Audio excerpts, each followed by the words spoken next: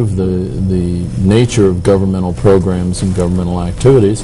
One way that we've discovered over the years that's effective to do that is to ask governments to compete to develop the most effective programs and that sort of thing. And so, with that in mind, the Department of Economic and Social Affairs of the United Nations initiated last year the first what will be annual awards for outstanding governmental performance, outstanding governmental innovation, and the like. And I was asked to serve as the chairperson of the first selection committee. Fantastic. So this is basically a contest for countries? Kind of, yeah. As a matter of fact, and in my role as chairperson of the selection committee, I got a few ambassadors calling me to ask me why their countries had Didn't win. selected. But there were, the way this was structured, countries or organizations submitted programs carried out by agencies or departments of governments, and there were 3 different categories for outstanding governmental performance, outstanding governmental reorganization, and outstanding governmental innovation. And who won these different awards? Oh, there were 5 awards in each category, so quite a number of countries. Canada, Japan, Korea, Malaysia, all had, winning proposals. There were, I guess about 250, 300 proposals. Did the U.S. win anything? No.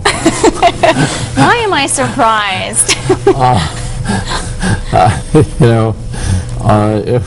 It was a tough competition. I imagine.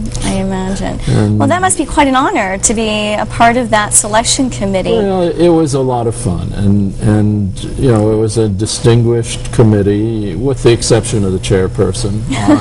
The committee involved a cabinet minister from Philippines, the head of a major Latin American organization, an educator from Mozambique.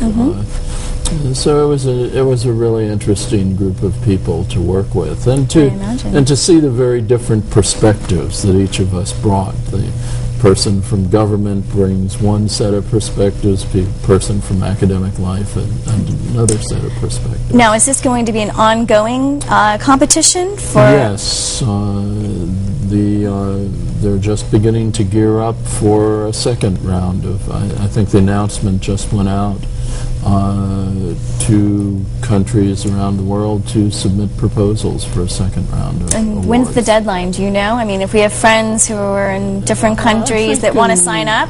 2 or 3 months. Okay. I think there's a good, there's a good time, length of time to And where proposals. can one get information? Is this on the UN website, or is it a particular? Yeah, you can. The UN has has obviously a number of websites and the like. There's one for what's called UNPAN, and it's an acronym for United Nations Public Administration Network. Right. And you can find out information about this on the UNPAN website. And haven't you written some papers for the UN Public Administration? Yeah. Several things, ranging from pieces on civil society and how to involve local groups more effectively in both UN activities and in the activities of their governments. Written 2 different reports on local governance for the United Nations, several other things. For example, for civil society, like what kinds of countries are you targeting? I mean, which, well, obviously, if you had to classify them. Obviously you're talking about countries making the transition to democracy. Most of the countries that have well-developed democracies have very active community organizations like the United Nations Association, Right. organizations And other nonprofits like the that are- Rotary, organizations, the Red and Cross sure, exactly, and unions, religious groups, etc. And all of these kinds of groups are very, very important for creating a democratic environment. And so many of the countries where they have had dictatorial governments, simply these kinds of organizations have never developed and never had the opportunity to develop. So, Right. so that's the focus. So your initiatives are trying to provide access to the information and provide the tools so the transition's easier and less timely, and providing the technical assistance, perhaps in not your area, but the other organizations, the multilaterals, will come in and help provide the technical assistance and in some cases funding, correct? Yeah, and I do a lot of work meeting with governmental leaders, talking to them about different approaches to trying to develop greater democratic accountability and participation.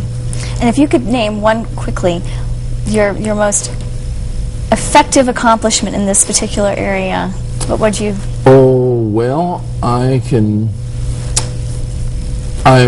won't identify the country except to say in Central and Eastern Europe, where I was working with the Parliament, and because they had a problem of people not showing up for committee hearings, they wanted to give the chairperson of the committee the right to limit people from members of the Parliament from going overseas. And I persuaded them that kind of requiring people to stay in the country wasn't a very good way of building democratic involvement. Well, that sounds very interesting. Stay tuned for more information from Dr. Allan Rosenbaum.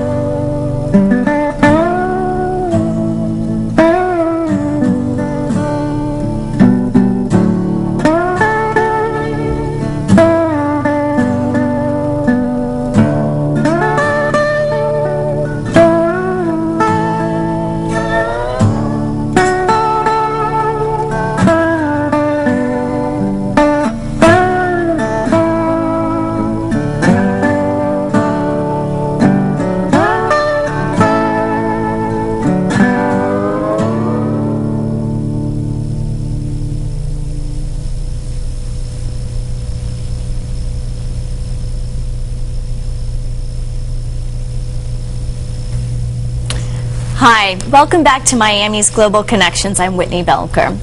Dr. Rosenbaum, we were talking about the work that you've done in over 60 countries. I would imagine at some point during your career you've encountered what some people would consider some risky business.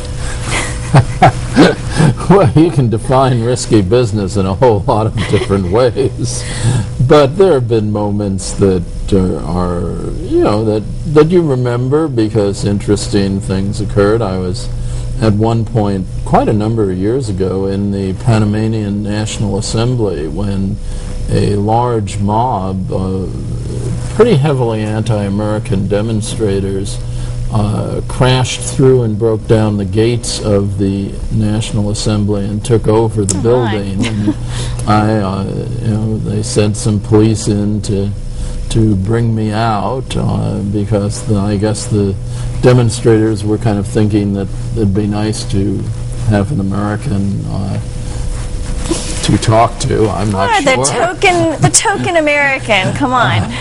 But and there have been situations in different countries from time to time where you get into awkward situations with groups of people that, when you're in poor countries, or for that matter, when you're in poor neighborhoods of the United States. Clearly.